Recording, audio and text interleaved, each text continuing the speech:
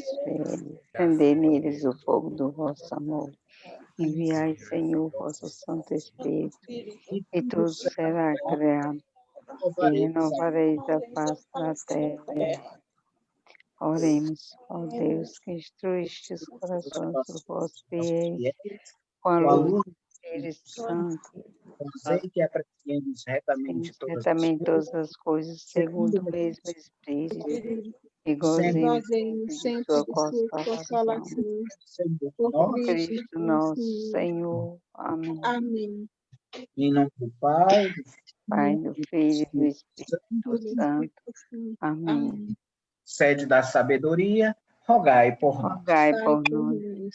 Nossa Senhora de Guadalupe, rogai por nós. Rogai por nós. Dizendo, estamos celebrando hoje um dos títulos bonitos de Nossa Senhora, ela com o título de Nossa Senhora de Guadalupe. Seu todo só sabemos, na antiga tradição, a um pobre índio. E assim se manifestou. Nossa Senhora sempre com uma predileção, podemos assim dizer, pelos pobres, né? Por aqueles que necessitam. Às vezes a gente não se dá conta, mas às vezes a gente tira um pouco os efeitos bíblicos que a gente tem. Hoje em dia existe muito a questão... Todos estão me ouvindo bem? Vamos. Está muito bom. Sim. Sim. Nós sempre estamos... Está iluminado. Bonito. Uma coisa linda. Uma coisa linda, iluminada. Menino, olha ali a Patrícia, meu Deus. Olha. Está enxergando bem. Os fones de ouvido lindíssimo. Parece um astronauta da menina. É uma beleza. A questão é a seguinte. Eu fiquei, antes mesmo de começar a nossa conversa, nós sempre, às vezes, até mesmo abrimos o nosso encontro, assim, eu brincando um pouco, para nos deixar um pouco mais leves. A gente já vem com a vida tão fatigada que, às vezes, é bom que a gente possa também se dar a oportunidade de rir um pouco. Eu me lembrava de duas coisas que aconteceram, mas principalmente eu visitei duas casas, e hoje em dia a gente tira muito a situacionalidade de como era realmente a família de Nazaré. Existem formas assim de a gente querer homenagear talvez Nossas Senhoras, como fizeram no Menino Jesus, mas às vezes a gente os pode descaracterizar. Eu vi uma Sagrada Família, mas tão bonita, tão bonita, tão bonita, que eu jurava que era a família de um sultão dos Emirados Árabes. O negócio era um negócio assim, voando, dourado, a cafia de São José acordada, Nossa Senhora tinha até umas pedrarias por aqui, e o menino foi uma porra linda.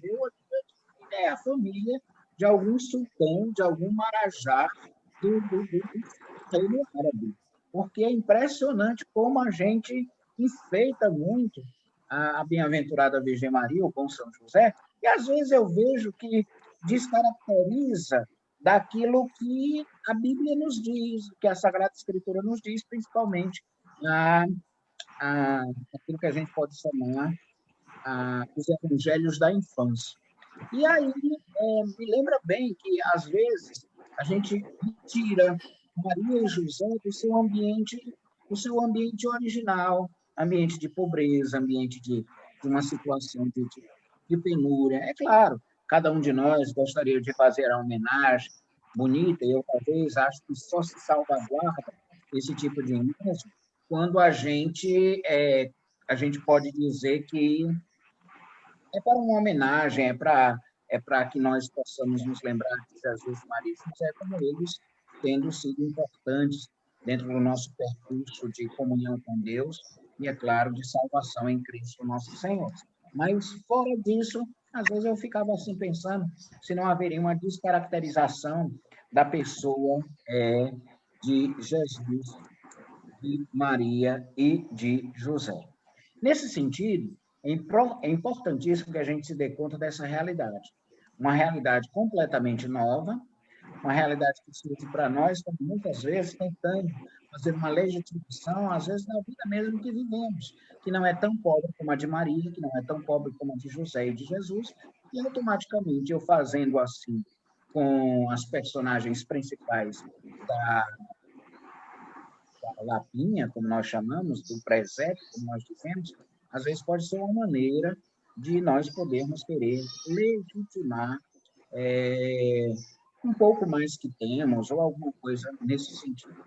E eu, às vezes, noto que esse tipo de situação acontece principalmente em lares mais abastados, em lares em que, de certa forma, existe a possibilidade de se ter um pouco mais de conforto que necessário. Para não chamar de ricos ou de milionários, a gente diz assim. Então, eu vi um presépio, menina, é a coisa mais linda do mundo. Eu disse, menina, não quero sair desse presépio, não. Eu quero ficar aqui junto, porque aqui é que é bom, que aqui é o Palácio do Califa.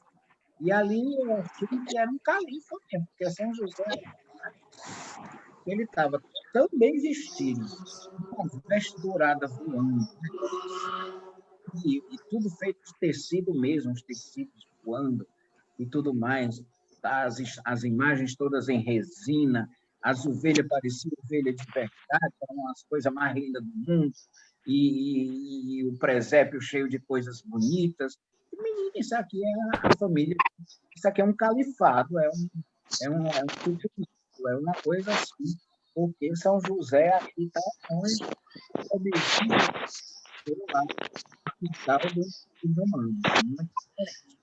Dentro dessa concepção, é interessante que a gente possa se dar a oportunidade de pensar algumas situações, como pensar, por exemplo, as nossas homenagens, o nosso fazer homenagem na Sagrada Escritura. Normalmente, isso na Sagrada Escritura tem um sentido, tem um nome chamado de louvor. E a gente quer pensar o que seria o louvor. Ora, normalmente a gente costuma fazer uma distinção, costuma fazer uma diferenciação do que seria o louvor. E, às vezes, a gente diz que o louvor é uma coisa e a ação de graças é uma outra coisa. E até mesmo os nossos pedidos de súplica, os nossos pedidos de uma forma geral, às vezes são tidos como uma outra forma de oração. Mas é importante que a gente se dê conta dessa realidade.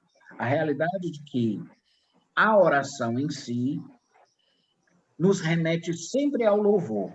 Por quê? Porque em instância primeira, ou podemos dizer até em primeiro modo de se rezar, está o louvor. Como assim, Padre? Eu não estou entendendo. Muito simples. Nós, ao rezarmos, rendemos graças a Deus. Não há como não fazer. Ainda que nós possamos, ainda que nós, em tudo estaremos dando graças por aquilo que é nas nossas vidas, tudo o que é. E é essa relação bonita que nós podemos entender pelo louvor. Então, de uma forma efetiva, é por todos os benefícios que a pessoa vive, que a pessoa experimenta da parte de Deus, que nós louvamos. É por isso que Deus se revela sempre para nós na Escritura como digno de louvor. O Senhor, ele é digno dos nossos louvores. Se há alguém que é digno do nosso louvor, este é Deus. Deus, ele é digno do nosso louvor. E é importante que a gente se dê conta também disso, porque muitas e tantas vezes o louvor nos parece distantes da vida. Nós vivemos problemas, nós vivemos situações as mais diversas e achamos que o louvor não deve estar presente nos nossos lábios, no nosso dia a dia. Não é bem assim que Deus vai. Nós deveremos ser sempre pessoas do louvor. Deveremos ser sempre pessoas para louvar. E isso faz toda a diferença. Se nós estamos hoje vivendo, nós vivemos para um louvor a Deus. Assim a Escritura pensa. Em outra instância, a gente poderia dizer que tudo que fazemos, pensamos, dizemos, ou como mesmo vivemos, se dirige a Deus como louvor. Afinal de contas, se nascemos, deveria ser em última instância para que com tudo isso que vivemos, possamos louvar bem a Deus. Então, essa é a primeira instância. Se a pessoa humana perdeu pelo pecado, pelo distanciamento de Deus, conforme as Escrituras, a possibilidade do louvor, não significa dizer que Deus assim nos iria deixar sozinhos, nos iria abandonar. Pelo contrário, Deus é aquele que vem em auxílio da nossa fraqueza e que faz com que nós sejamos um povo do louvor, um povo que louve sem precedentes. E isso é fundamental que a gente tenha diante dos olhos. Ora, meus irmãos, minhas irmãs, vocês que nos assistem aí, aqui pelo Zoom, etc., e até mesmo aqueles ou aquelas que vão nos assistir depois, já que essa formação está sendo gravada, nós queremos nos dar conta dessa realidade. A realidade de que o louvor, na verdade, deva ser naturalmente direcionado a Deus como um reconhecimento a Ele de todas as bênçãos, de todas as graças que nós recebemos, e isso deve ficar bem perene na nossa mente. Uma outra coisa que nós somos convidados também a fazer é que o nosso louvor é chamado a ser um culto a Deus. Se podemos cultuar a Deus, se podemos fazer um culto de reconhecimento a Deus, o fazemos primeiro pelo louvor. O louvor nos capacita para fazer o reconhecimento daquilo ou mesmo daquele que Deus mesmo é. Então, se Deus é, nós ainda não somos, inclusive a definição do nome de Deus, eu sou aquele que sou, o eu sou o que sou, a gente vai se dando conta de que se ele é também, obviamente, digno de todo louvor. É para ele, é nele, aliás, que existe toda a dignidade do louvor. Então, o Deus que nós amamos se revela para a gente com uma característica muito própria. O Deus que nós amamos, ele, na Sagrada Escritura, é o Deus do louvor. É o Deus que é aquele a quem devemos louvar.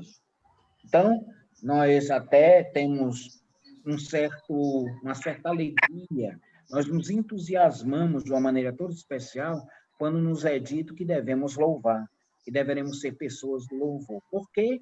Porque nos agrada saber que haveremos de homenagear aquele que tudo fez por nós, ou melhor, até dizendo, aquele que tudo é para nós. E aí tem toda a diferença. Então, nosso Senhor, ele é a nossa justiça. O Senhor, o Deus de Israel, ele é a nossa justiça, como diz o versículo 6 do Salmo 145. Então, nós somos aqueles que louvamos a Deus, porque ele em si é o Deus do louvor.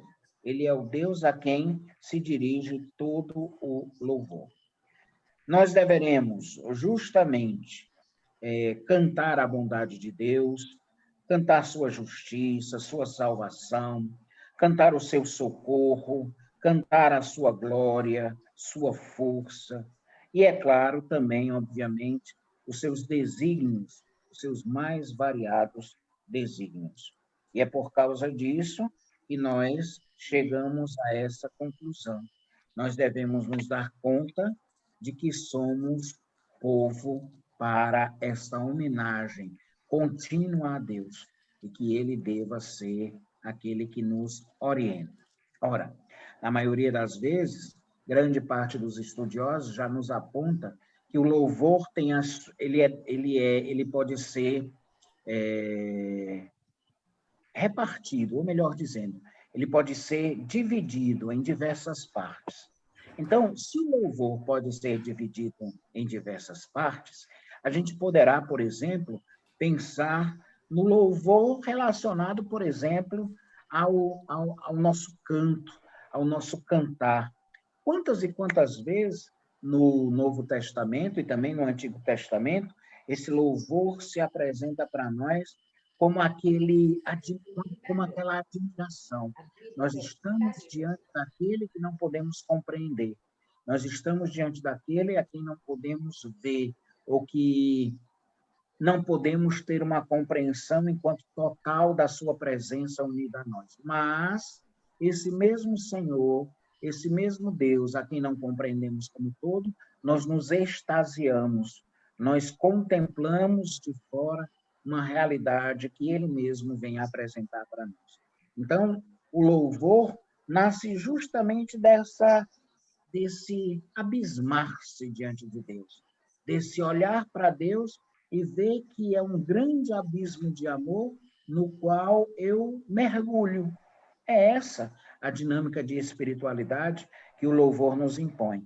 Nós nos damos conta de estar diante de Deus, ele como um abismo de amor, e nós simplesmente paramos, e nós simplesmente calamos, e nós simplesmente vamos deixando que a graça de Deus nos alcance. E nós vamos simplesmente, às vezes até mesmo pelo nosso calar num primeiro momento, e deixando que um canto interior, que um cantar interior vá brotando dentro de nós.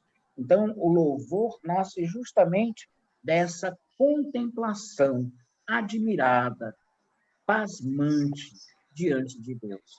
Isso é o que nós vamos nos orientando, enquanto povo de Deus que somos, para uma primeira motivação daquilo que nós chamaríamos uma das partes do louvor. Ora, é interessante a gente poder ver que, para isso, se pressupõe o quê? Se pressupõe este deixar-se arrebatar por Deus.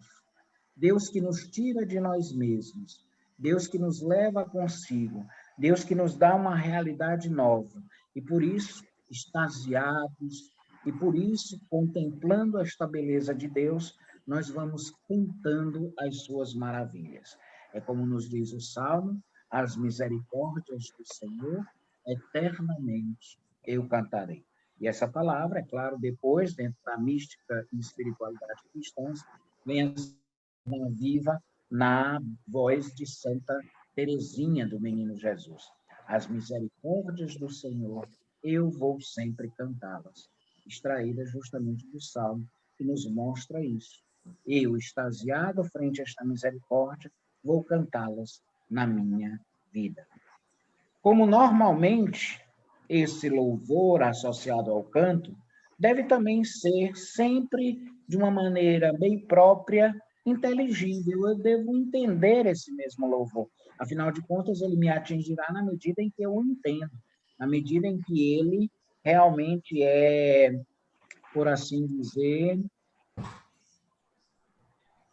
aquele que faz com que eu saia de mim mesmo. Eu até usava essa expressão agora há pouco. Eu vou me dar essa oportunidade. Então, o louvor vem a ser para nós, muitas vezes, até mesmo pelo sustento da harmonia, do ritmo, da própria música, algo que possa homenagear Deus, algo que eu possa dizer o quanto ele é bom para nós. O Senhor precisa da minha homenagem? Obviamente que não. O Senhor, ele se basta a si mesmo. Ele não precisa de nada na nossa parte. Porém, ele deseja precisar. Ele quis precisar. Ele se entrega nesse amor que se torna precisão, que se torna algo bonito a ser visto, a ser pensado. E é nesse sentido que é muito, muito necessário que nós nos demos conta dessa realidade.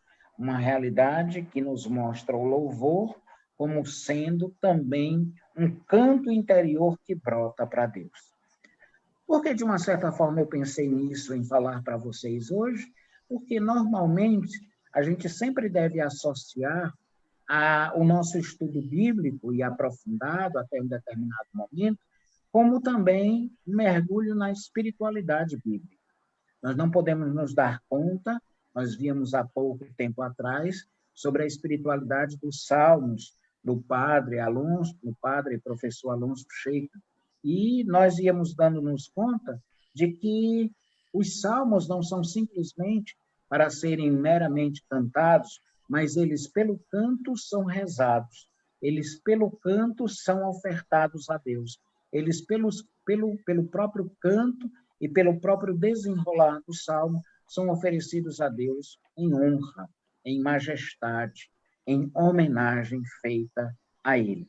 E é nesse sentido que também eu escolhi essa dinâmica do louvor para que nós pudéssemos nos dar conta de como ele deve ser importante em toda a Sagrada Escritura, porque, afinal de contas, por não ter um entendimento completo daquilo que Deus é e daquilo que ele nos propõe, às vezes nós podemos achar que algo é extremadamente mal para nós, tem um quê de maldade para nós.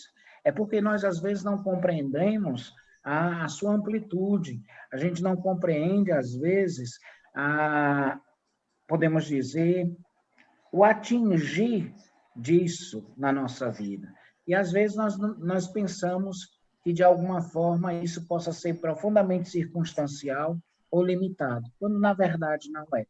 Então, é necessário que a gente vá se dar conta que o louvor ele vai tomando conta da nossa vida e é uma forma de fazer a devida homenagem a Deus. É claro que o louvor, antes de mais nada, passa a ser uma conclusão óbvia de quê? De que Deus é grande. Deus, ele por si é grande. E eu sou o quê? Pequeno. Eu sou nada. Eu sou, diante de Deus, nada. A exemplo de, às vezes, eu não sei se vocês já viram, tem certos programas, às vezes ligados até grandes laboratórios internacionais de astronáutica, como a NASA e outros, da União Europeia, etc., em que vai mostrando, eu não sei se já viram antes, o tamanho das coisas no universo. O tamanho das coisas no universo varia muito. Por exemplo, nós achamos o nosso mundo grande demais, mas isso é a partir da nossa perspectiva, porque nós é que somos pequenininhos frente ao mundo.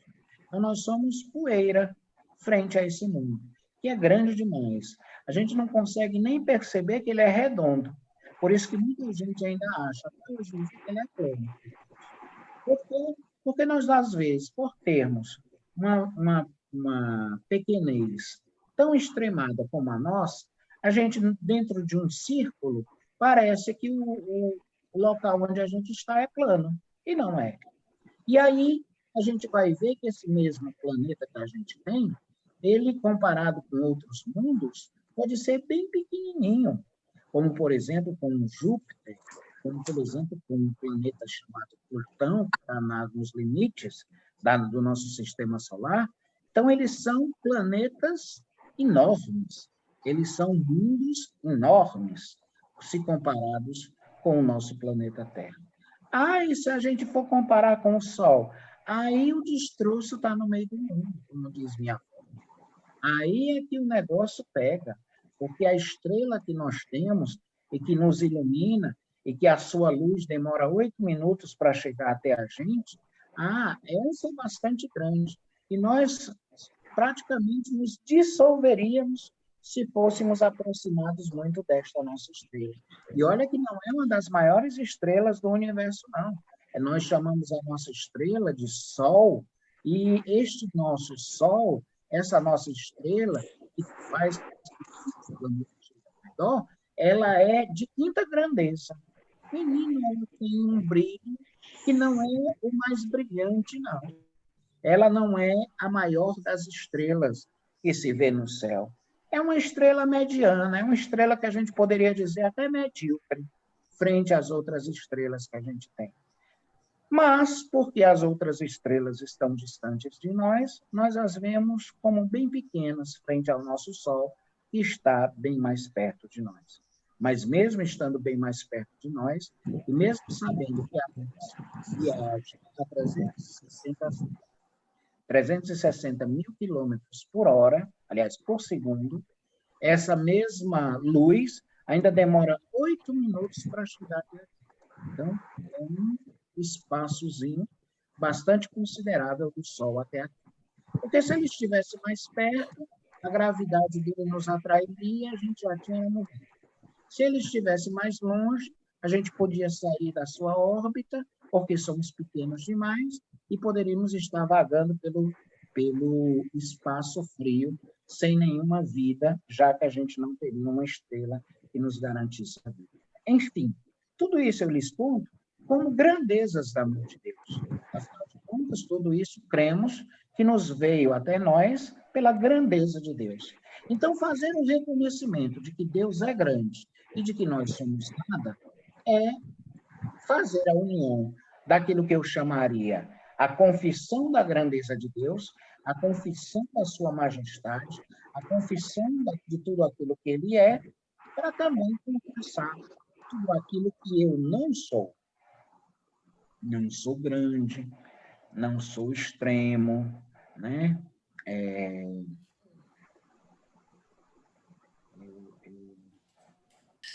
Eu até lembro de uma coisa que certamente uma vez me chamou a atenção.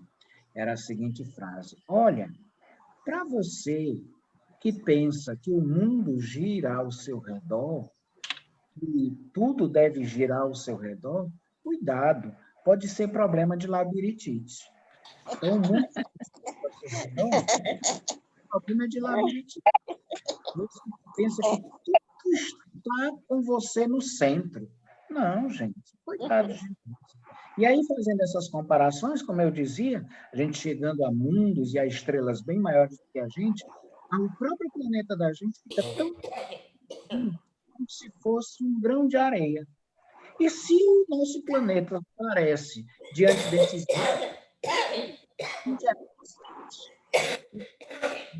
que é grande, nós que somos pequenos.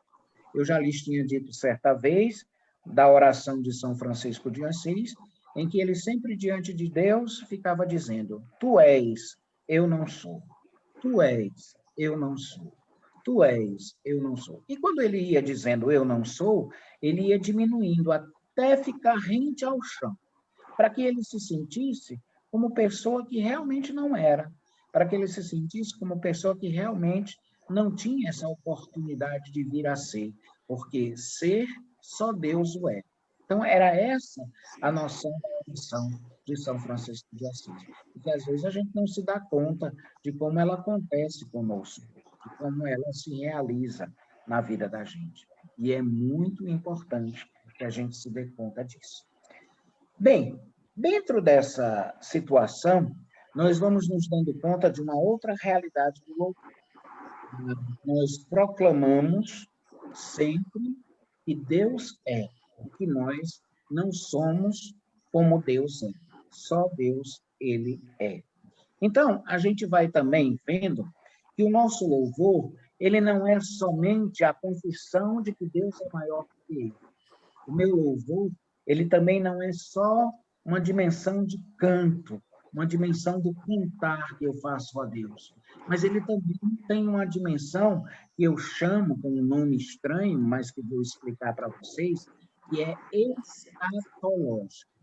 A palavra escatologia vem de escatom, do grego, que significa as últimas realidades. Então, o louvor mostra para nós uma coisa bem interessante. É a Israel, de uma forma muito especial, é um povo em especial, que a própria Sagrada Escritura reserva a função do louvor. Israel é mostrado como aquele que deve primeiro louvar a Deus. Mas na pessoa, podemos dizer, no povo de Israel, está todos os outros povos, inclusive o nosso povo brasileiro. É como se nós disséssemos que o povo de Israel fosse como que um exemplo.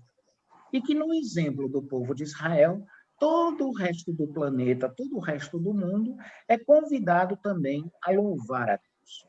Ora, esse primeiro louvor deve ser consequência do fato de que o próprio Israel ele foi considerado na Sagrada Escritura como este modelo para os outros povos.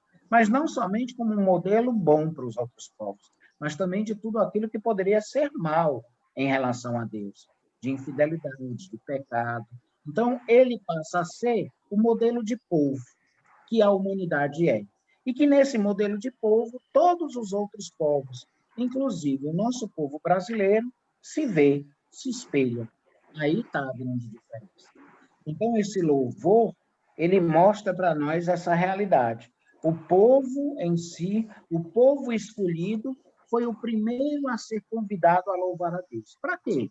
Para que também neste povo todos os outros povos se inspirassem. E uma vez que todos os outros povos se inspirassem, nós pudéssemos ter a oportunidade de também louvar a Deus. Então, o louvor, ele é visto dentro de uma dimensão que a gente chama de escatológica.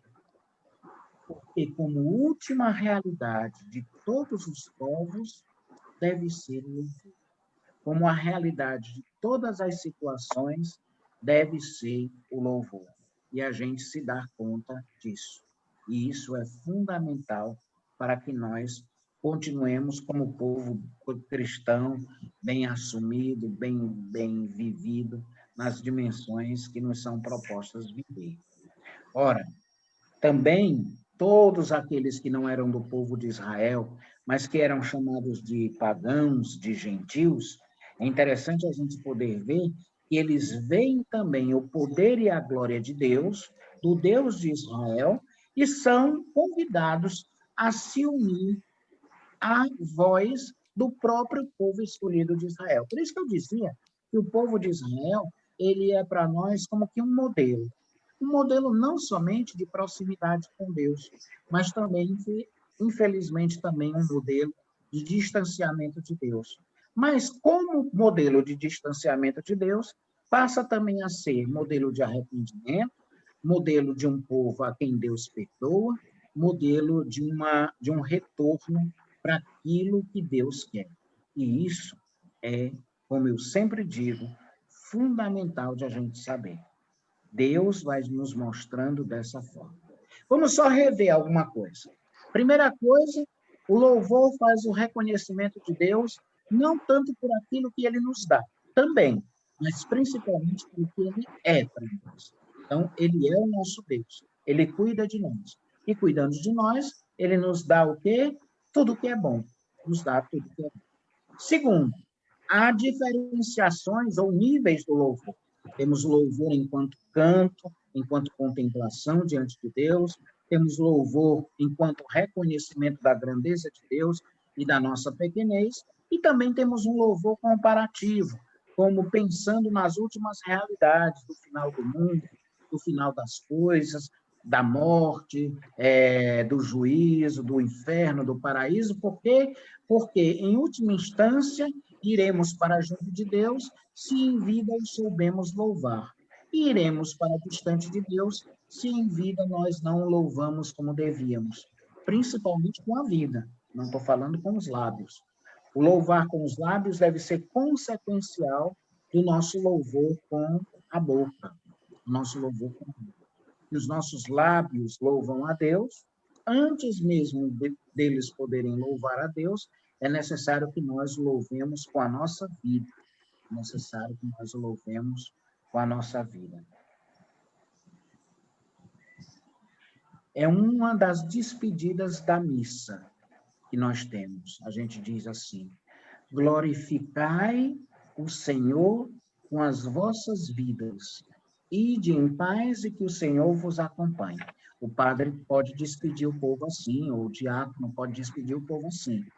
Então, glorificai o Senhor com as vossas vidas.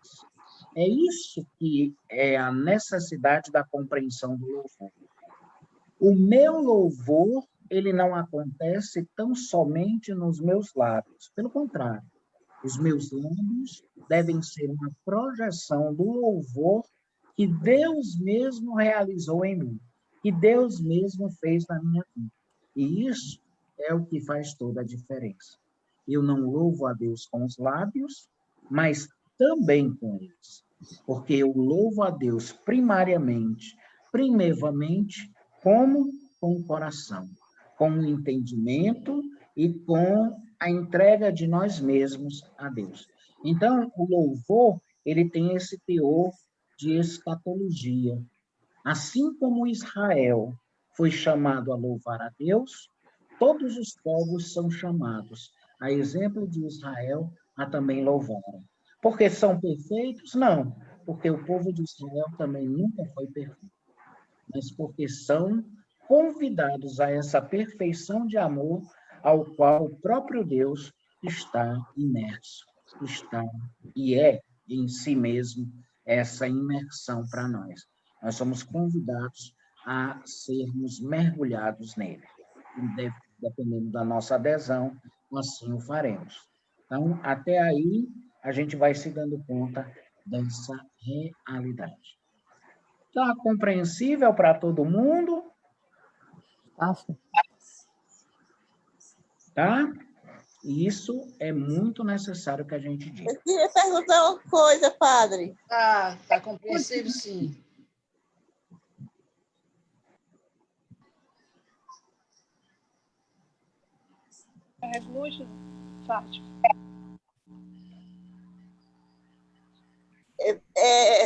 Padre Fabrício, me diga aí qual seria uma diferença para a gente entender, para me entender melhor, entre cultuar e louvar. Fazer o culto. Todo louvor é um culto, mas nem todo culto é um louvor. Estritamente seria assim.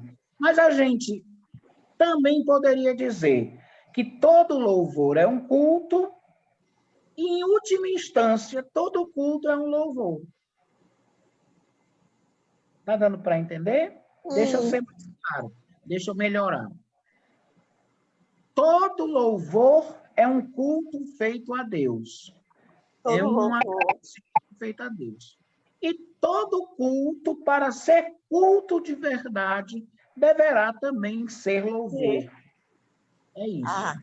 Então, a gente poderia dizer que culto e louvor são quase que sinônimos. Porque no momento em que eu não cultuo a Deus, eu faço o quê? No momento em que eu não cultuo a Deus, eu vou cultuar outros deuses. Vou cultuar outros deuses. No momento em que eu não faço culto a Deus, vou cultuar outros deuses. Que aí, por exemplo, existiam vários deuses, inclusive Jesus cita até alguns na sua época. Existia Mamon. Mamon era o deus do dinheiro, das riquezas e das glórias. Então, Mamon é aquele que Jesus diz assim, não podeis servir a Deus e a Mamon. Então, a gente não poderia servir a dois deuses. Ou eu serviria ao único e verdadeiro Deus, ou ao falso Deus, que seria tido como Deus da fortuna, da riqueza, etc. É um pouco essa relação. Então, a gente tem um pouco isso diante dos olhos. Deu para responder, dona Fátima? Deu, padre. Oh, graças a Deus. Já louva a Deus por isso. Até louvando a nossa. Oh, bênção, graças a Deus. Louvado seja Deus por isso. Olha, já estou louvando porque a senhora entendeu o que é o louvor. Alguma outra pergunta, intervenção? A da dona Fátima foi muito boa.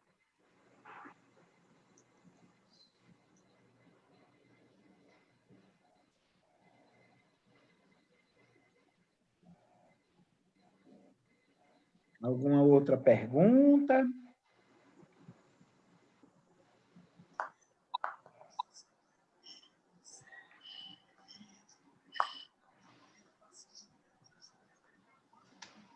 Parece que não. Então, vamos dar continuidade àquilo a que nos propomos.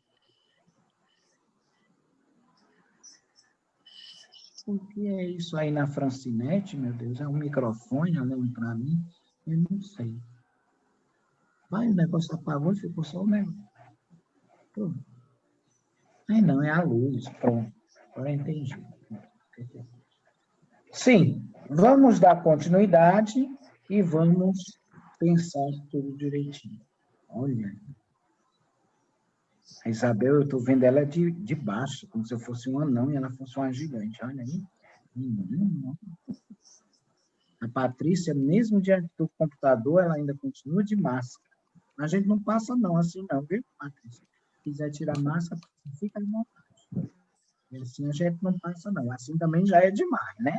Ah, Maria. Se fosse gravar aqui de máscara, não era... Ok? Como Vamos é, padre? Entendi. Você falou o quê? Dona Francinete, eu dizia o seguinte... É porque Não, é a Isabel. Isabel. Ah, Isabel, perdão, desculpe, Isabel. O quê? Você falou que estava me vendo de baixo para baixo, não entendi. Não, foi. É porque, como o celular está mais embaixo, a senhora parece para mim que está alta. Ah, tá.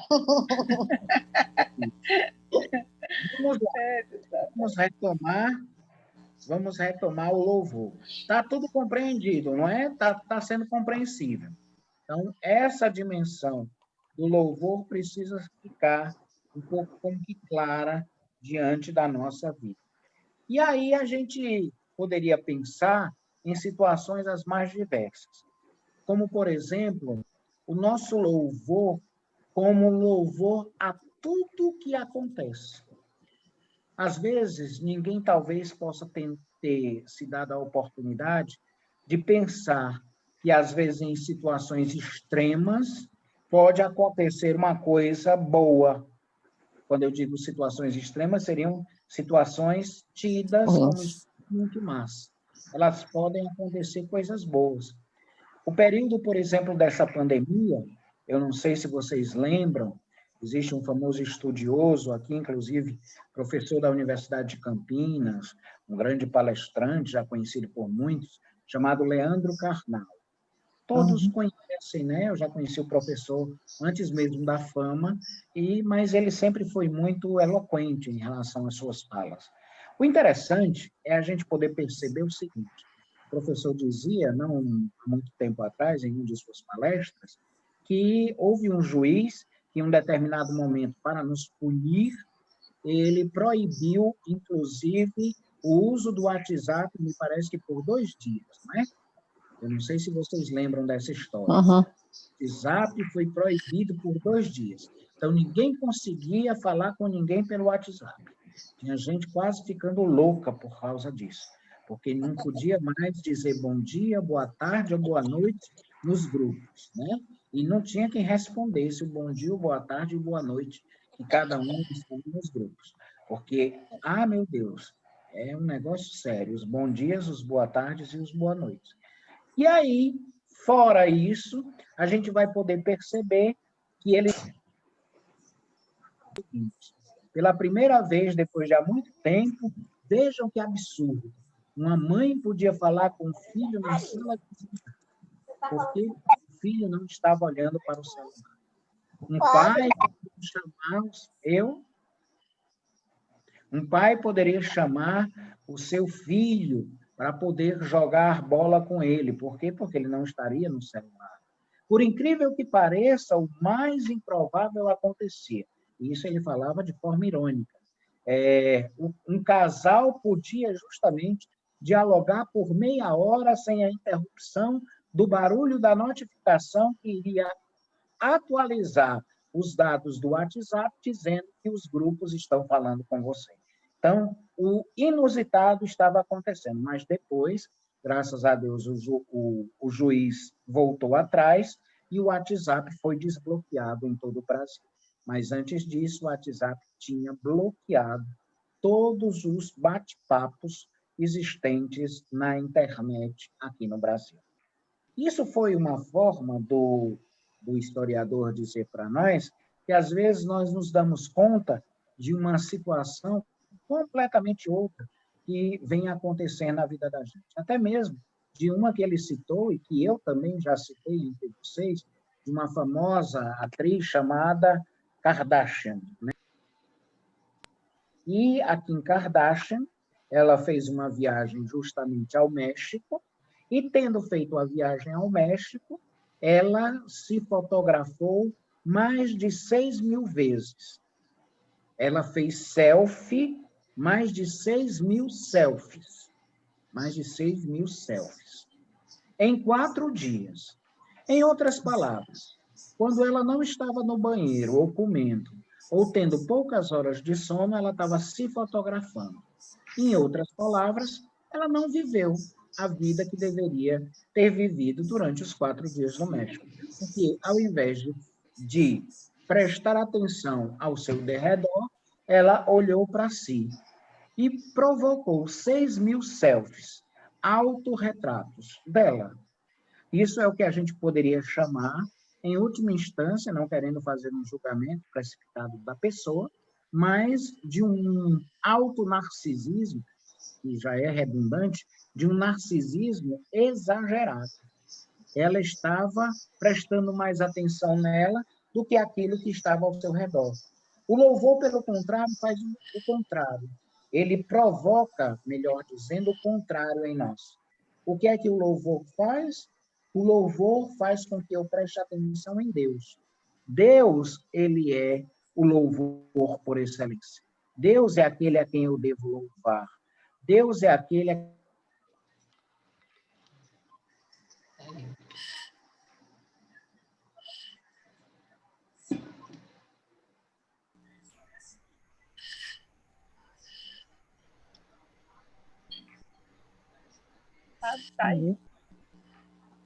Sumiu.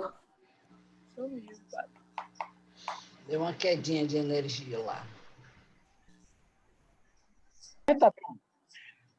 Nós somos convidados a fazer com que o louvor da gente não se situe somente no Antigo Testamento. Nós somos convidados a fazer com que o nosso louvor também se situe no Novo Testamento, porque aí o nosso louvor ganha uma qualidade sem sombra de dúvida. Obviamente, nós não queremos parecer melhores, nem mais privilegiados do que os judeus. Mas não podemos dizer que não somos. Por quê? Porque temos o Cristo Senhor conosco. E acreditamos que Ele, uma vez estando em nosso meio, Ele nos capacita ao verdadeiro louvor. Afinal de contas, o louvor que é dado no Novo Testamento é, por assim dizer, um crescimento qualitativo, sério, bonito, para a vida em Deus. Então, nós somos convidados a essa realidade. Então, louvar a Deus em Jesus é tudo de bom. Por quê? Porque nos abre as realidades últimas que o próprio Jesus também nos prometeu. É aquilo que também a boa parte dos estudiosos vem dizer como o nosso Hosana, o Hosanna, bendito que vem em nome do Senhor. É um grande louvor. Dentro da nossa própria liturgia, o próprio glória, o glória, ele não é um glória ao Pai, ao Filho e ao Espírito Santo. É um glória ao Pai pelo Filho no Espírito. É diferente, né? Ele é um glória ao Pai pelo Filho no Espírito. Como também o nosso louvor feito a Deus na hora do santo não é chamando Deus de 3 vezes santo. Pelo contrário, quando a gente diz que Deus é 3 vezes santo, a gente está diminuindo Deus, porque santíssimo significa bem mais do que 3. Santíssimo significa bem mais do que 3. É porque o superlativo no hebraico, para o termo santo, é feito pela tríplice repetição do adjetivo. Então, nesse sentido, quando eu digo santo, santo, santo, eu não estou dizendo que Deus é 3 vezes santo, como às vezes a gente canta até nas músicas por aí. Santo, 3 vezes santo, santo é o Senhor. Oh, meu Deus! Chega, eu me tremo todinho quando eu escuto. Porque Deus não é 3 vezes santo. Deus é infinitamente santo.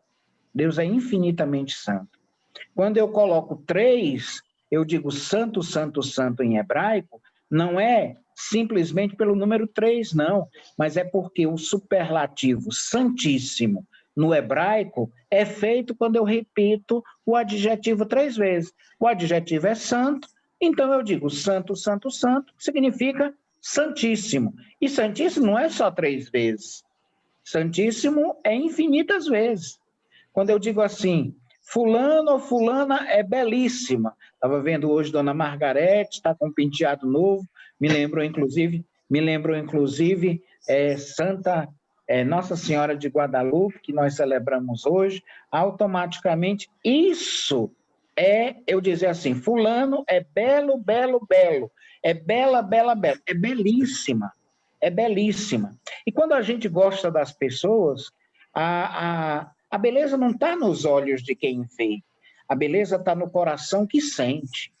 É isso. Porque como não dizer que a mãe da gente, por mais maltratada, por mais doentinha, por mais feinha que a gente possa dizer aos olhos do mundo, ela vai estar sempre linda para a gente. Ela vai estar sempre bela para a gente. No caso de Deus, isso também vai acontecer. No caso de Nossa Senhora, isso também vai acontecer.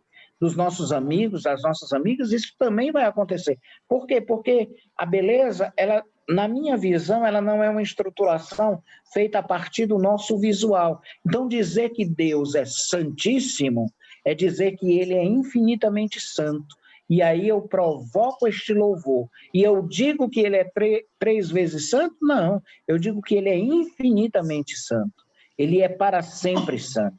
E por causa disso, em Jesus, ou melhor, por Jesus, eu louvo a este Deus.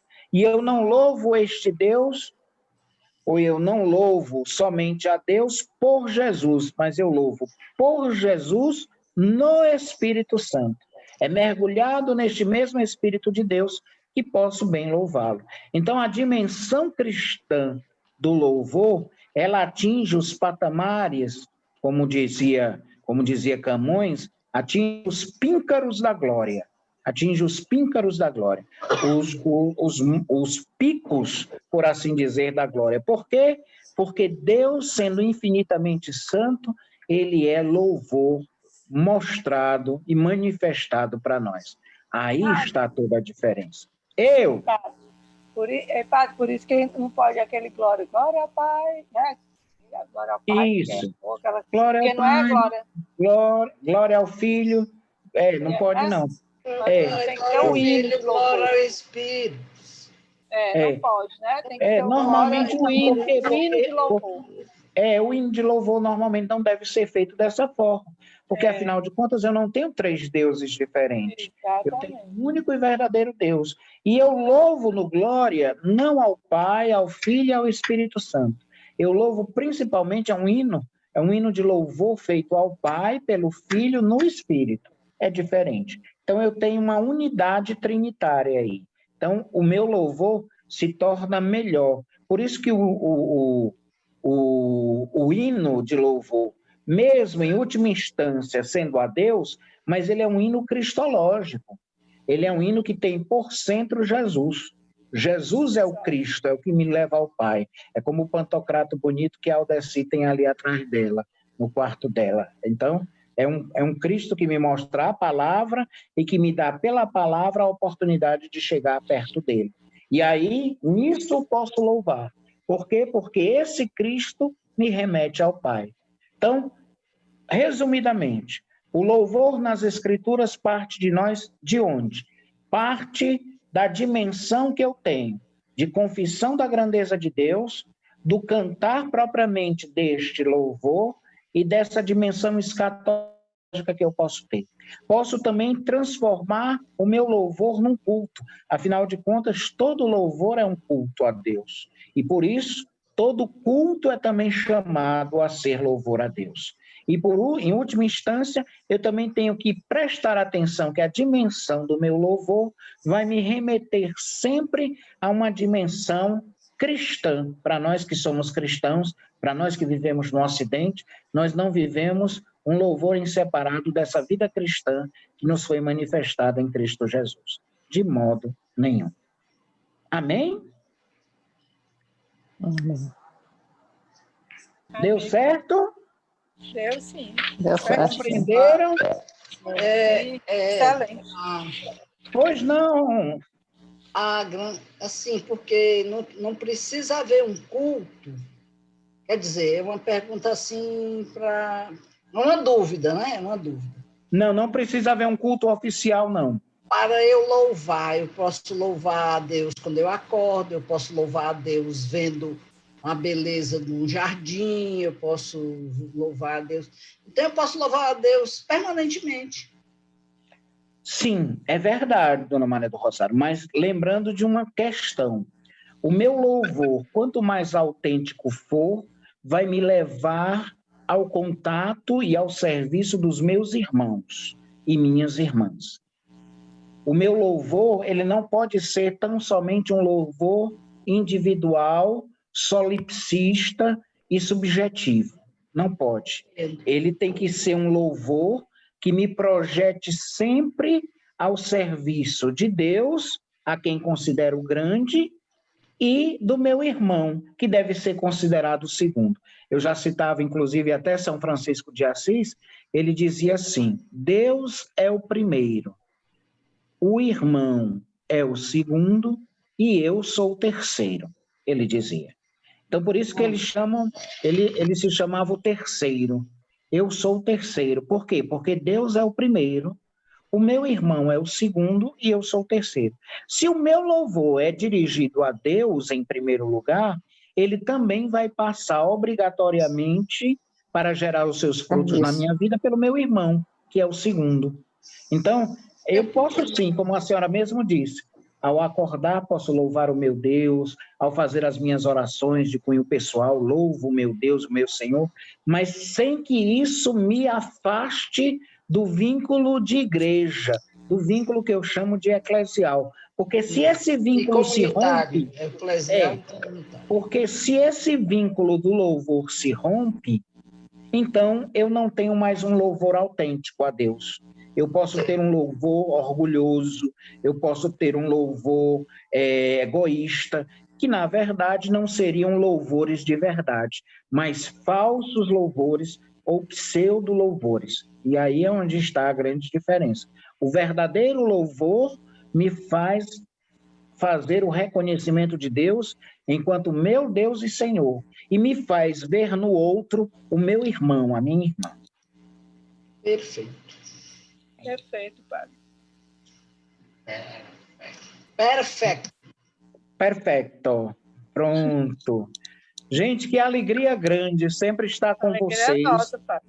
E, de verdade, às vezes, partilhar um pouquinho daquilo que a gente lê, daquilo que a gente aprofunda com vocês, porque eu acredito que, mais do que nunca, para vocês que são catequistas, é sempre bom levar as pessoas ao louvor. Afinal de contas, cada sala de catequese, cada sala do encontro da catequese, na verdade, se quer fazer o quê? Se quer fazer com que as pessoas cresçam no reconhecimento de Deus. E o crescimento no reconhecimento de Deus é louvor. É louvar em todos os sentidos e em todos os âmbitos da vida. Isso é louvar. Então, vocês que estão em casa, nós que estamos ainda esperando pela vacina, etc., a gente é convidado a isso, a fazer sempre das nossas vidas um reconhecimento da bondade, da grandeza de Deus, de um Deus que é tão bom, que cura a vida da gente, que nos dá a chance de podermos dizer que ele é o sentido maior da nossa vida. E quando eu falava de curar as nossas vidas, era no sentido de dizer que nós precisamos, às vezes, nos livrar de tudo aquilo que nos impede de chegar até ele, de estar com Deus. E o louvor é uma das grandes graças que Deus nos dá. Louvai a Deus em todas as circunstâncias, por todas as coisas, diz a Escritura. E esse louvar a Deus por todas as coisas faz com que eu torne Deus o soberano dessas coisas. Então, até mesmo, por exemplo, por esta pandemia, pelas situações que essa pandemia nos causou, é bom podermos louvar, porque no momento em que louvamos, nós estamos dizendo: Tu, ó Deus, és Senhor de tudo isso.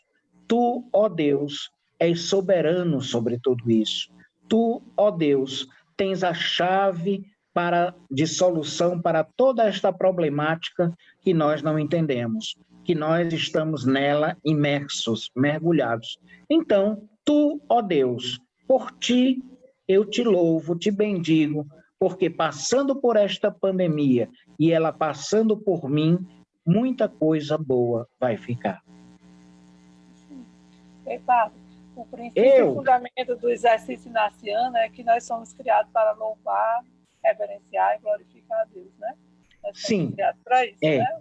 Nós somos criados para isso.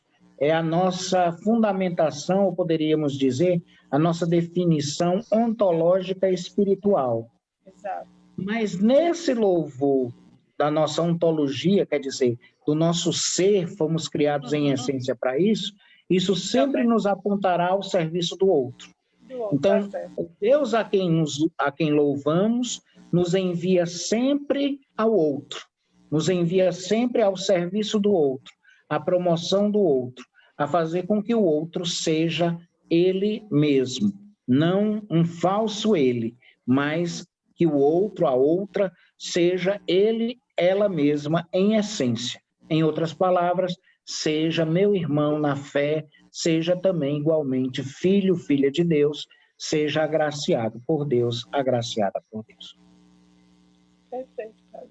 Ok? Gente, uma grande alegria de verdade estar com vocês, hoje falando sobre o louvor. Que Deus abençoe cada vez mais as vidas de vocês. Vamos rezar, então, uma Ave Maria. Eu vou rezar a primeira parte da Ave Maria e vocês vão rezar a segunda parte da Ave Maria, louvando a Nossa Senhora pelo seu dia, louvando a Deus, aliás, por Nossa Senhora pelo seu dia. Então, nós louvamos a Deus por ela. Então, nós dizemos assim, vou rezar a primeira parte e vocês a segunda. Ave Maria, cheia de graça, o Senhor é convosco, bendita sois vós entre as mulheres e bendito é o fruto do vosso ventre, Jesus. Santa Maria, Mãe de Deus, rogai rogai por por nós, nós, pecadores, agora e na hora da nossa morte. Amém. Amém. O Senhor esteja convosco. Ele está no meio de nós. E pela intercessão da bem-aventurada Virgem Maria, Nossa Senhora de Guadalupe, abençoe-vos o Deus Todo-Poderoso, Unitrino, o Pai, Filho e o Espírito Santo. Amém. Todo mundo fazendo assim, um abraço grande. Um abraço. Um abraço grande. Até Fiquem com Deus. sábado. Até sábado.